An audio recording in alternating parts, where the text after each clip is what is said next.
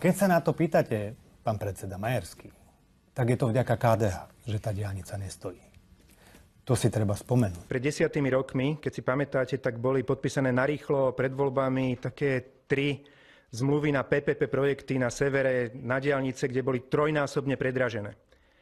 A vtedy som išiel za ministrom Figelom a hovorím, že prosím vás, naberte odvahu to vypovedať. Tlačil som dotedy, dokedy Figel nabral odvahu vypovedať tie zmluvy. 3 roky bola teraz vláda, ktorá mala najrozviazanejšie ruky z rozviazaných a zatvárali politikov vrátane mňa jedna báseň. A povedzte mi, ktorú z tých zlodejín, o ktorých vy tak radi hovoríte, jednu jedinú z tých veľkých kauz stíhame? Žiadnu. Ktorá z nich sa týka diaľnic? Žiadna. Tak nerozprávajte o tom, to overklikované, že sa tu krádlo a že kvôli tomu nie sú diaľnice, keď v roku 2009 boli podpísané všetky zmluvy na všetky diaľnice v rámci D1 a Bratislava Bystrica. Keď my sme prišli do vlády v roku 2006 po KDH, po 8 rokoch KDH, dobre? Tak nebola spojená Bratislava so Žilinou, nebola spojená Bratislava s Bystricou a toto všetko urobila ešte prvá vláda Roberta Fica. A v roku 2009 sme podpísali zvyšné tie úseky, presne tie, o ktorých vy hovoríte. Sa podpísala zmluva na to, že budú postavené. Jediný z nich prežil. A to je Riednička, keď sa dokončilo spojenie medzi Bratislavou a Banskou Bystricou. A aká je to diaľnica? A dnes súťažia veci, táto vláda, pána Matoviča a ostatných, drahšie dvojnásobne, ako boli predtým tie úseky, ktoré KDH zrušilo z nepochopiteľných dôvodov. Tie veci zrušilo. Nikdy v tých veciach neboli vedené trestné stíhania. Nikto tam nebol podozrivý z toho, že by sa krádlo, ako vy radi hovoríte. To je taký ten narratív, keď neviete Smer poraziť výsledkami práce v oblasti sociálneho štátu. A ja veľmi vítam, že ste nový predseda a možno aj dynamickejší. A možno, že sa to naozaj niekde pohne dopredu. Ale v tých 2 rokoch ste boli schopní spôsobiť také škody na tých úsekoch diaľnic, rozkúskovať, vysúťažiť na novo, nedostávať, urobiť, že už to nebol schopný zlepiť nikto, lebo potom samozrejme tam prišli už zelení a salamandre a žaby a neviem, čo všetko zabránilo tomu, aby dnes tie úseky existovali. Potom zosúl kopca.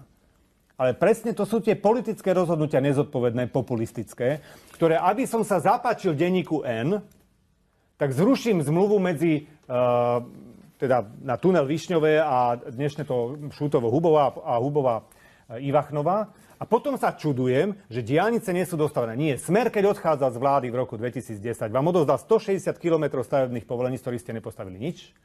Zrušili ste zmluvy, ktoré boli uzavreté, ktoré neboli ani predražené, ani nič podobné, pretože žiadne trestné stíhanie sa v tých veciach neviedlo. Ja to nemám rád, keď sa proste hovoria veci, ktoré nie sú pravda. A teraz, keď hovoríte o nejakých odsúdených, ktorí zobrali mobilný telefón alebo 800 eur, to sú tie zlodejiny, veď ste tvrdili, respektíve pán Matovič, že 3 miliardy ročne sa krádlo.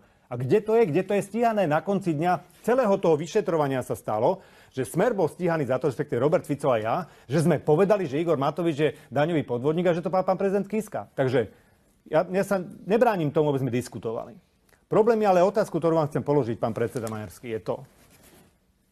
Za posledných 20 rokov, od roku 2002, každá jedna pravicová vláda zlepená týmto spôsobom v rámci boja proti Smeru sa rozpadla. Každá jedna. Každá jedna nedokončila volebné obdobie, každá jedna sa vyhovorala jeden na druhého, že proste to sa nedá, to sú nespojiteľné hodnoty. Ako napríklad progresívne Slovensko. To chcem vidieť, ako sa dokáže KDH spojiť s progresívnym Slovenskom. A preto sa vás pýtam, a KDH má jednu šancu. Chce naozaj stabilnú vládu? Stabilnú vládu, ktorá naozaj niečo urobí pre ľudí, že sa tu bude, môžete byť tým kontrolným okom, môžete byť čímkoľvek, mne to je jedno.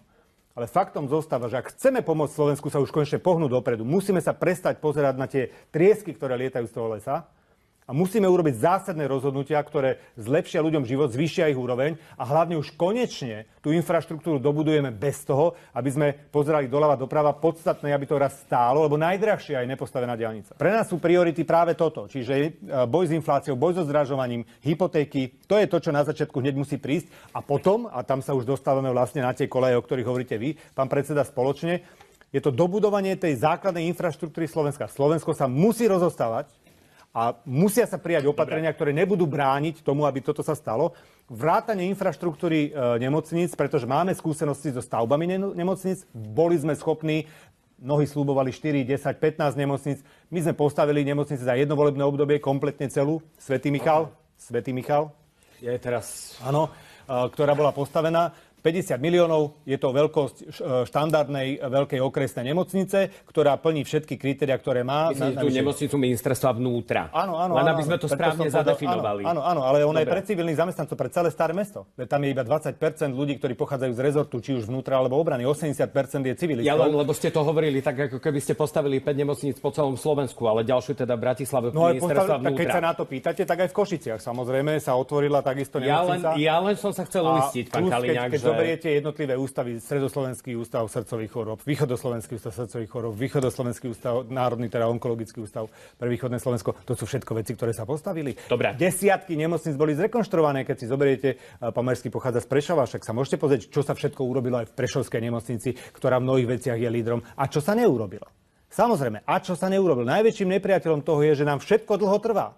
Takže preto hovorím, ak sa dajú síly spojiť profesionálmi po týchto voľbách, tak musia smerovať k tomu, aby všetko bolo rýchlo, jasne a profesionálne urobené.